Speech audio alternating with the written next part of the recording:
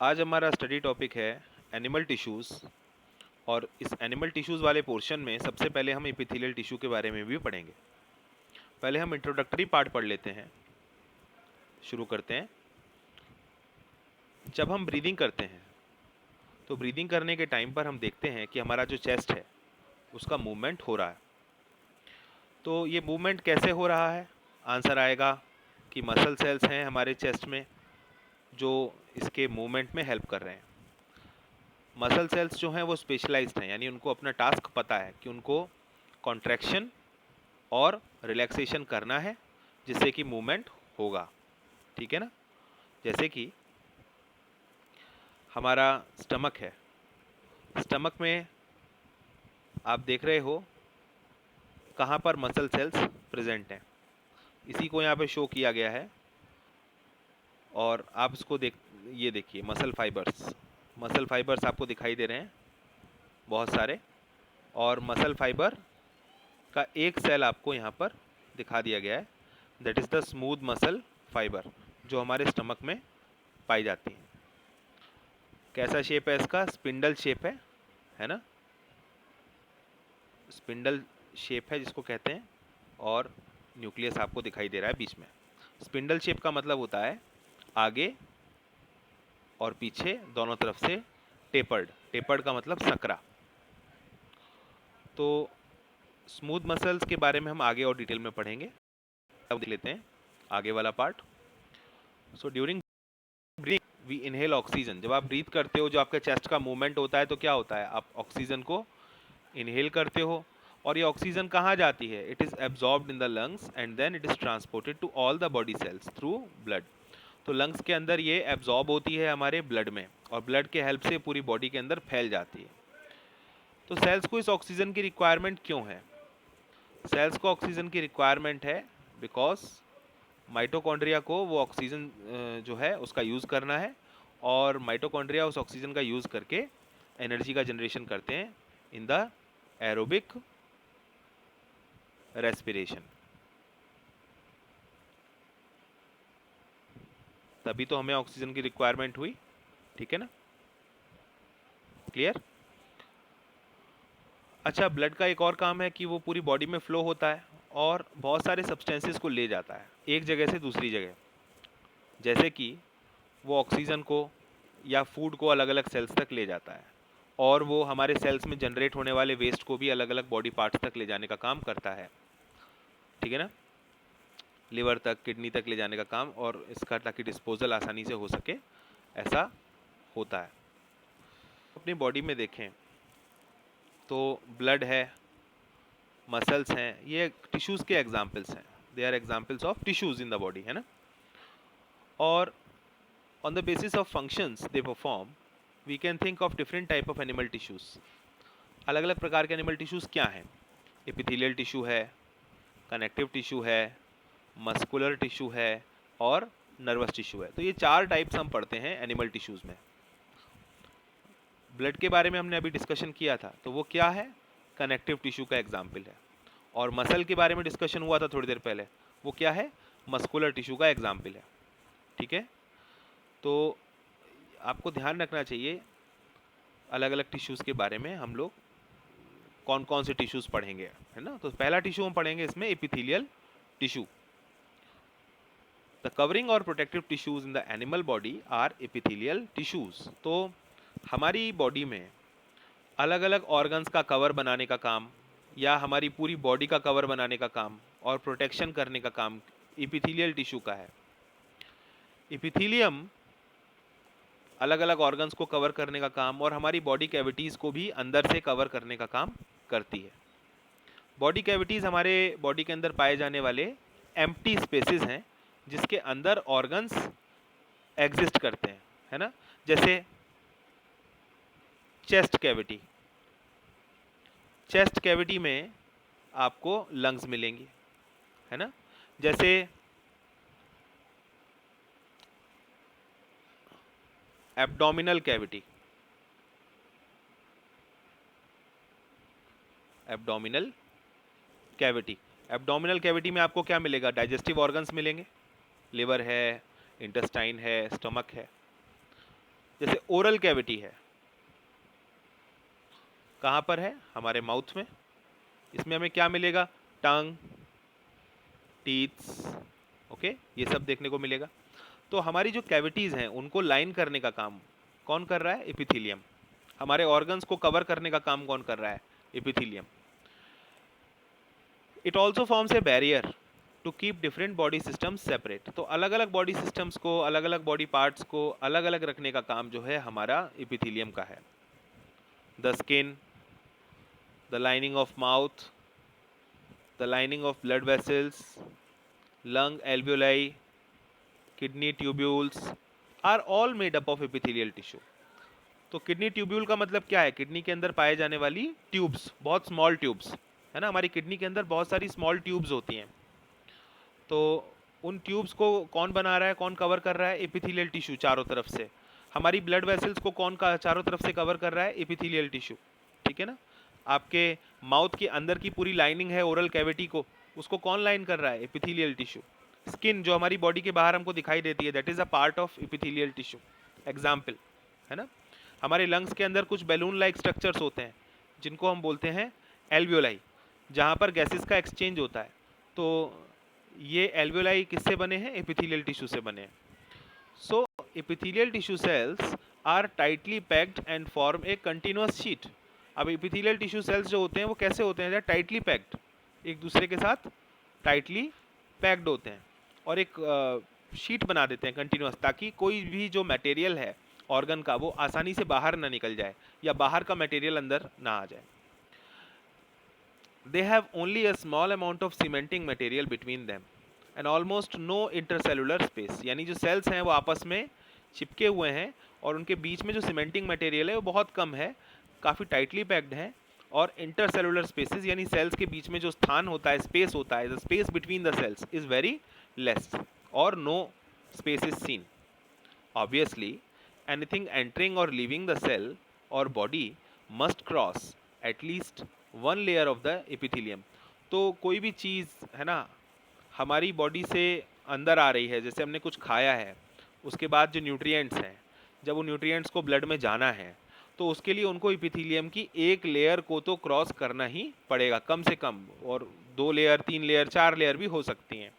As a result, the permeability of cells of various epithelia play an important role in regulating the exchange of materials between body and external environment and also between different parts of the body। तो अलग अलग जगह पर अलग अलग type की epithelium हमको मिलेगी जिसकी परमिएबिलिटी अलग अलग होगी। जैसे अगर मैं बात करूं, हमारा जो एल्वियोलाई है, एल्वियोलाई जो है लंग्स के अंदर पाया जाता है, तो ये जो इपिथीलियम है, जो एल्वियोलाई की इपिथीलियम है, ये काफ़ी थिन होगी, है ना। जैसे ब्लड कैपिलरीज हैं, तो ब्लड कैपिलरीज में हमने पढ़ा है आर्टरीज, वेन्स। ब्लड वेसल्स के बारे में हमने पढ़ा है, तो ब्लड वेसल्स में हम क्या पढ़ते हैं? आर्टरीज, वेन्स एंड कैपिलरीज, ठीक है ना। तो जो ब्लड कैपिलरीज होती हैं वो सबसे थिन होती हैं, सबसे ज़्यादा फाइन होती हैं। तो इनकी जो एपिथीलियम होती है ब्लड कैपिलरीज की, ये भी काफ़ी थिन होनी चाहिए, क्योंकि ब्लड कैपिलरीज का ही काम है न्यूट्रिएंट्स को प्रोवाइड करना सेल्स को। तो जितना ये थिन एपिथीलियम होगी उतना तेज़ी से होगा ये काम, एक्सचेंज मटेरियल्स का उतना ही तेज़ होगा। जैसे सेल है, सेल के पास हमारी एपिथीलियम वो सेल के पास हमारी ब्लड कैपिलरी जा रही है, तो सेल से वेस्ट, है ना, वो जाना चाहिए ब्लड में, और ब्लड से न्यूट्रिएंट जाने चाहिए सेल में। तो ये प्रोसेस होगा किसके हेल्प से? एपिथीलियम के हेल्प से। एपिथीलियम को क्रॉस करके ही सब्सटेंसेस जाएंगे। जैसे ये हमारी कैपिलरी है, कैपिलरी की एपिथीलियम को क्रॉस करना पड़ेगा न्यूट्रिएंट को, सपोज ये न्यूट्रिएंट है, ओके, इसे क्रॉस करना पड़ेगा। उसके बाद फिर क्या आएगा? उसके बाद फिर आएगा next part, epithelium of the cell, okay, cell के या ऑर्गन की एपिथीलियम, उसको क्रॉस करके उसको जाना पड़ेगा। क्लियर? तो इस तरह से 2 मेम्ब्रेन्स को क्रॉस करके ही, 2 लेयर्स को क्रॉस करके ही वो मटेरियल जा पाएगा या कोई मटेरियल वापस आ पाएगा, ठीक है ना। तो इस तरह से हमें ध्यान रखना है। Regardless of the type all epithelium is usually separated from underlying tissue bye extracellular fibrous basement membrane. तो हर इपिथेलियम के नीचे आपको बेसमेंट मेम्ब्रेन देखने को मिलेगी। तो मैं यहाँ बेसमेंट मेम्ब्रेन बना देता हूँ। ये बेसमेंट मेम्ब्रेन हो गई नीचे, जो किसकी बनी होती है? फाइबर्स की बनी होती है। क्या है? फाइब्रस, यानी बेसमेंट मेम्ब्रेन किसकी बनी होती है? फाइबर्स की। तो इसका मतलब ये हुआ कि ये जो इपिथेलियम के जो सेल्स हैं, जैसे कि आपको ये दिखाई दे रहे हैं, ये चपटे चपटे सेल्स आपको ऊपर दिखाई दे रहे हैं। ये चपटे चपटे सेल्स नीले कलर की बेसमेंट मेम्ब्रेन के ऊपर टिके हुए हैं। आगे देखो, ये भी देखो बहुत सारे सेल्स हैं, और नीचे क्या है? नीले कलर की बेसमेंट मेम्ब्रेन। ये बेसमेंट मेम्ब्रेन किससे बनी हुई है? फाइबर्स से बनी हुई है, क्यूबॉइडल, है ना। यहाँ पर ये देखो, ये फाइबर है, बेसमेंट मेम्ब्रेन, और ऊपर क्या है? सेल है, बहुत सारे सेल्स लगे हुए हैं। यहाँ पर देखो ये रहे सेल्स। तो बेसमेंट मेम्ब्रेन आपको एपिथेलियम के ठीक नीचे मिलेगी, जो किसकी बनी हुई होती है? फाइबर की। Different epithelia show different structures और differing structures that correlate with their unique functions. अलग अलग प्रकार की एपिथेलिया लिखा हुआ है, इसका मतलब क्या है? ये प्लूरल में लिखा हुआ है, यानी बहुत सारी डिफरेंट काइंड्स की एपिथेलियम की बातें आपसे कर रहे हैं। अलग अलग प्रकार की जो एपिथेलिया है, उनके जो स्ट्रक्चर्स हैं वो अलग अलग प्रकार के होते हैं, ताकि उनके फंक्शंस के साथ वो हेल्प करें। यानी अलग अलग एपिथेलियम का अलग अलग स्ट्रक्चर होता है ताकि वो अपना फंक्शन कर पाएँ। For example, in cells lining blood vessels, blood vessel को लाइन करने वाले जो सेल्स होते हैं, है ना, और लंग एल्वियोलाई, लंग्स में जो एल्वियोलाई होती है वहाँ पर, या ब्लड वेसल्स में आपको कैसी एपिथेलियम मिलेगी? बहुत ज़्यादा थिन, पतली, फाइन एपिथेलियम मिलेगी। क्यों? क्योंकि वहाँ पर ट्रांसपोर्टेशन हो रहा है सब्सटेंसेस का through the selectively permeable membrane surface, through the selectively permeable surface. Okay, तो मतलब ये कि वहाँ पर क्योंकि ट्रांसपोर्टेशन हो रहा है सब्सटेंसेस का, इसलिए वो जो एपिथेलियम है वो कैसी होनी चाहिए? वो एपिथेलियम होनी चाहिए thin. So there is a simple flat kind of epithelium, and that is called as the simple squamous epithelium. Okay, squama का मतलब होता है scale of skin. Okay, यानी काफ़ी महीन। तो ये देखो ज़रा, इसमें सेल्स कैसे दिखाई दे रहे हैं आपको? ऊपर अलग अलग सेल्स हैं, आपस में चिपके हुए हैं, है ना। इंटरसेलुलर स्पेस ना के बराबर है, और नीचे क्या है? बेसमेंट मेम्ब्रेन, और ये टाइटली पैक्ड है, और चपटे सेल्स हैं। खास तौर पर याद रखना है आपको, स्क्वैमस एपिथेलियम की पहचान क्या है? Cells are flat. तो सिंपल स्क्वैमस सेल्स हैं थिन और फ्लैट, और एक डेलिकेट लाइनिंग बना लेते हैं। कहाँ पर मिलेगी आपको? ये आपको ब्लड वेसल्स में मिलेगी, है ना, ये आपको एल्वियोलाई में मिलेगी। इसके अलावा ईसोफेगस में और लाइनिंग ऑफ माउथ यानी ओरल कैविटी, यहाँ पर भी आपको स्क्वैमस एपिथेलियम मिलेगी। The skin which protects the body. अब आप अपनी स्किन की बात करो। हमारी जो स्किन है, जो हमारी बॉडी को प्रोटेक्ट करती है ना, वो बनती है स्ट्रेटिफाइड स्क्वैमस एपिथेलियम से। किससे बनती है? Stratified squamous epithelium. तो ये स्क्वैमस एपिथेलियम का एक टाइप है। इसमें क्या होता है? एपिथेलियल सेल्स बहुत सारी लेयर्स में अरेंज होते हैं, एक के ऊपर एक लगे रहते हैं, ताकि वियर एंड टीयर कम से कम हो, ताकि चोट कम से कम लगे। तो बहुत सारी लेयर्स आपको देखने को मिलेंगी स्क्वैमस सेल्स ही। जैसे देखो यहाँ पर, देखो सेल्स चपटे हैं, बिल्कुल ठीक, आपस में चिपके हुए हैं, ठीक है, लेकिन लेयर्स देखो जरा कितनी है एक के ऊपर एक इनकी। पूरा का पूरा इन्होंने टावर बना लिया है। तो बहुत सारे सेल्स एक के ऊपर एक अटैच्ड हैं, है ना, पतली पतली लेयर्स इनकी लगी हुई हैं। तो उसका मतलब ये चपटे सेल्स हैं, तो मतलब फ्लैट सेल्स हैं, थिन सेल्स हैं, तो उसका मतलब स्क्वैमस एपिथेलियम है। लेकिन क्योंकि इन्होंने एक के ऊपर एक अरेंज होकर के बहुत बड़ा सारी लेयर्स बना ली हैं, तो बहुत सारे लेयर्स जब बन जाएंगे तो अब इसका नाम चेंज हो जाएगा, इसका नाम हो जाएगा स्ट्रेटिफाइड स्क्वैमस एपिथेलियम। और नीचे हमें क्या दिखाई दे रहा है? Basement membrane. तो ये कहाँ पे प्रेजेंट होनी चाहिए? स्किन में होनी चाहिए, बिकॉज स्किन में आपको क्या चाहिए? आपको प्रोटेक्शन चाहिए। आपको ऊपर से बहुत सारी चोटें लगती हैं, आपको रोज़ प्रेशर, दुनिया भर के प्रेशर्स आपको यहाँ झेलने पड़ते हैं स्किन पर।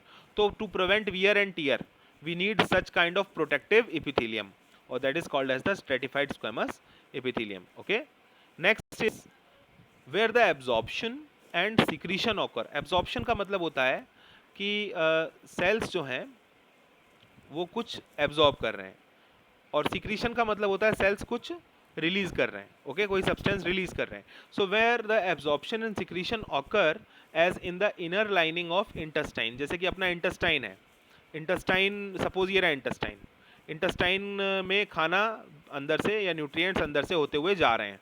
अब इंटेस्टाइन से जो न्यूट्रिएंट्स हैं वो किस में जाते हैं, ब्लड वेसल्स में चले जाते हैं. तो सपोज बाहर ब्लड वेसल है हमारे, ये रही ब्लड वेसल सपोज, ठीक है ना. अब इस ब्लड वेसल के अंदर न्यूट्रिएंट्स को जाना है, तो ठीक है ना, तो उसको यहाँ से क्रॉस करना पड़ेगा, ठीक है ना. तो यहाँ पर क्या होगा, सिक्रीशन, एब्जॉर्प्शन, ये सारा काम यहाँ पर होगा. So we see tall epithelial cells are present, okay. यहाँ पर आपको कैसे सेल्स मिलेंगे, इंटेस्टाइन की लाइनिंग में, आपको इंटेस्टाइन की लाइनिंग में टॉल इपिथेलियल सेल्स मिलेंगे जो कि एब्जॉर्प्शन में हेल्प करेंगे किसी भी सब्सटेंस के, या सिक्रीशन में भी हेल्प करेंगे. क्या सिक्रीट होगा इंटेस्टाइन की इपिथेलियम से, इंटेस्टाइनल जूस, जो पाचन में मदद करेगा, ठीक है ना, इंटेस्टाइनल जूस. और क्या एब्जॉर्ब होगा इंटेस्टाइनल सेल्स में, इपिथेलियल सेल्स में, इंटेस्टाइनल इपिथेलियम में एब्जॉर्ब होंगे न्यूट्रिएंट्स, वाटर, ये सब चीज़ें, दुनिया जो दवाइयाँ आप खाते हो वो, ठीक है ना. तो इसका मतलब कुछ ना कुछ एब्जॉर्प्शन होगा, कुछ ना कुछ सिक्रीशन होगा. कहाँ पर, हमारे इंटेस्टाइन की एपिथेलियम में जो सेल्स हैं वहाँ पर. तो ये सेल्स कैसे होते हैं, ये सेल्स होते हैं पिलर के जैसे, खंबे के जैसे, कॉलमनर, टॉल, ठीक है ना, इसलिए इनका नाम पड़ा है columnar sales. So this kind of epithelium facilitates movement across the epithelial barrier. तो इसके कारण क्या होता है कि मूवमेंट आसानी से हो जाता है, एब्जॉर्प्शन और सिक्रीशन ये हो जाता है इन कॉलमनर सेल्स के हेल्प से. हमारे रेस्पिरेटरी ट्रैक्ट में जैसे कि हम बात करें, हमारा जो ट्रैकिया है ना, जिसमें से विंड पाइप जिसको कहते हैं, हमारे ब्रोंकाई हैं आगे, तो उनके अंदर आपको मिलेंगे कॉलमनर एपिथेलियल सेल्स जिनके ऊपर सिलिया लगे होंगे. जैसे देखो ये रहे कॉलमनर एपिथेलियल सेल्स, ये लगे हुए हैं, ठीक है ना, नीचे बेसमेंट मेम्ब्रेन है, ओके, ये कॉलमनर एपिथेलियल सेल्स हैं. इनके सरफेस पर क्या मिलेगा, सिलिया, हेयर लाइक स्ट्रक्चर्स, ऐसे. ये क्या करेंगे, ये मूव करेंगे सिलिया ऐसे, लेफ्ट राइट मूव करेंगे. और ये म्यूकस को, जो चिपचिपा पदार्थ है जो आपके रेस्पिरेटरी ट्रैक्ट में पाया जाता है, उसको पुश करेंगे, उसको इधर उधर रोटेट करेंगे, मूव करेंगे. तो जो अपना म्यूकस है वो लेफ्ट राइट मूव करता रहेगा और इससे वो एक जगह चिपकेगा नहीं और क्लियर होता रहेगा. हमारा जो सेल सरफेस है, हमारा सेल सरफेस कभी भी क्लॉग नहीं होगा, कभी भी इसके सरफेस पर म्यूकस चिपकेगा नहीं. बिकॉज म्यूकस में ना बहुत सारी डर्ट आकर के, डस्ट पार्टिकल्स, डर्ट ये आकर के उसमें ऐड हो जाती है. तो क्यों ना इसको फ्लश किया जाए, क्यों ना इसको क्लियर करते रहें. तो वो क्लियर करने का काम कौन करेगा, cilia, which is present on the epithelial cells. तो ऐसी कॉलमनर एपिथेलियम जिसमें सिलिया प्रेजेंट हैं उसे बोलेंगे सिलिएटेड कॉलमनर एपिथेलियम. तो सिलिएटेड कॉलमनर एपिथेलियम क्या कैसी होगी, कॉलमनर सेल्स होंगे और कॉलमनर सेल्स के नीचे क्या होगी, बेसमेंट मेम्ब्रेन, ओके, और ऊपर आपको क्या मिलेंगे, सिलिया देखने को मिलेंगे, जो क्या करेंगे, जो इस तरह से मूव करेंगे, बार बार मूवमेंट करेंगे, जिससे क्या होगा, म्यूकस इधर उधर हिलता रहेगा. अगले काइंड की एपिथेलियम है क्यूबॉइडल एपिथेलियम, जिसमें सेल्स कैसे होंगे, क्यूब के आकार के होंगे, है ना. तो ये कहाँ मिलेगी आपको, ये किडनी में मिलेगी, किडनी में जो छोटी छोटी ट्यूब्स होती हैं वहाँ मिलेंगी, या सलाइवरी ग्लैंड्स में जो डक्ट्स होती हैं ये आपको वहाँ मिलेंगी. डक्ट मतलब पाइप, सलाइवरी ग्लैंड्स की जो डक्ट्स यानी सलाइवरी ग्लैंड से निकलने वाले जो पाइप हैं वहाँ पर आपको ये मिलेगा, है ना, जहाँ पर ये मैकेनिकल सपोर्ट प्रोवाइड करने का काम करेगा. तो सिंपल है, क्यूबॉइडल एपिथेलियम का काम है मैकेनिकल सपोर्ट प्रोवाइड करना, ठीक है. कॉलमनर एपिथेलियम का काम क्या था, secretion and absorption. Squamous epithelium का काम क्या था, सिंपल स्क्वैमस एपिथेलियम का काम ट्रांसपोर्टेशन, है ना, अक्रॉस द मेम्ब्रेन, यानी एब्जॉर्प्शन, जो हम डिफ्यूज़न कह सकते हैं, हम डिफ्यूज़न बहुत तेज़ी से अच्छे से करा देना, सब्सटेंसेस का मूवमेंट फास्ट करा देना अक्रॉस द एपिथेलियम, वो स्क्वैमस एपिथेलियम का काम था. स्ट्रेटिफाइड स्क्वैमस का काम क्या था, to prevent wear and tear, ठीक है ना. तो क्यूबॉइडल एपिथेलियम का काम क्या है, टू प्रोवाइड मैकेनिकल सपोर्ट. कहाँ पर पाया जाएगा, ये एग्जाम्पल्स आपने अभी नोट किए। तो इपिथेलियल सेल्स जो होते हैं कई बार स्पेशलाइज हो जाते हैं और चेंज हो जाते हैं और बन जाते हैं वो ग्लैंड सेल्स। जब वो ग्लैंड सेल बन जाते हैं तो वो क्या करते हैं, वो कुछ सिक्रीशन करने लगते हैं, कुछ केवल सिक्रीशन का काम करते हैं तब वो, जैसे कि स्वेट ग्लैंड्स हैं जो पसीना निकालने का काम करते हैं, है कि नहीं। तो ऐसे केस में जब वो सिक्रीशन करना स्टार्ट कर देते हैं तो हम उस इपिथीलियम को बोलते हैं ग्लैंड्यूलर इपिथीलियम, ठीक है ना। इसमें क्या होता है कि इपिथीलियल टिश्यू का, जैसे सपोज ये हमारा इपिथीलियल टिश्यू था ऊपर, अब क्या होता है इस इपिथीलियल टिश्यू के अंदर धीरे धीरे आप देखते हो इस तरह से ग्लैंड का फॉर्मेशन हो जाता है। मतलब अपनी इपिथीलियम के जो सेल्स हैं वो इस तरह से ग्लैंड बना देते हैं, और यहाँ ग्लैंड में से फिर क्या होता है, धीरे धीरे आप देखते हो सिक्रीशन शुरू हो जाता है, जैसे पसीना निकलना शुरू हो जाता है। तो इस तरह से देखो, पहले फ्लैट था हमारा epithelium first stage, second stage में क्या हुआ, ग्लैंड का फॉर्मेशन शुरू हो चुका है, थर्ड स्टेज में देखो ग्लैंड बन चुका है और अंदर से स्वेट बाहर आ रहा है, यानी पसीना बाहर आ रहा है। तो ऐसी एपिथेलियम जहां ग्लैंड बन जाते हैं उसे बोलते हैं ग्लैंडुलर एपिथेलियम। ओके, तो आज इस वीडियो में इतना ही। इनका जो डायग्राम्स हैं उसको देख लीजिएगा। देखिए क्यूब के आकार के सेल्स हैं, नीचे बेसमेंट मेम्ब्रेन है, cuboidal epithelium, function mechanical support provide करना, ठीक है। सिलिएटेड कॉलमनर एपिथेलियम, देखिए ऊपर सिलिया प्रेजेंट है, ये column like pillar like cells हैं बहुत सारे, और नीचे आप बेसमेंट मेम्ब्रेन देख पा रहे हो। स्ट्रेटिफाइड स्क्वेमस हमने पहले डिस्कस कर ही लिया था। Many layers of simple squamous epithelium, जब बहुत सारी लेयर्स होती हैं सिंपल स्क्वेमस एपिथेलियम की तब बोलते हैं स्ट्रेटिफाइड स्क्वेमस एपिथेलियम। कहाँ पर मिलती है ये, स्किन में। And simple squamous epithelium only single layer thin cells with no intercellular space and this is the basement membrane। Basement membrane में क्या होता है, फाइबर्स होते हैं, ठीक है ना। तो ये है। Thank you very much for watching this video.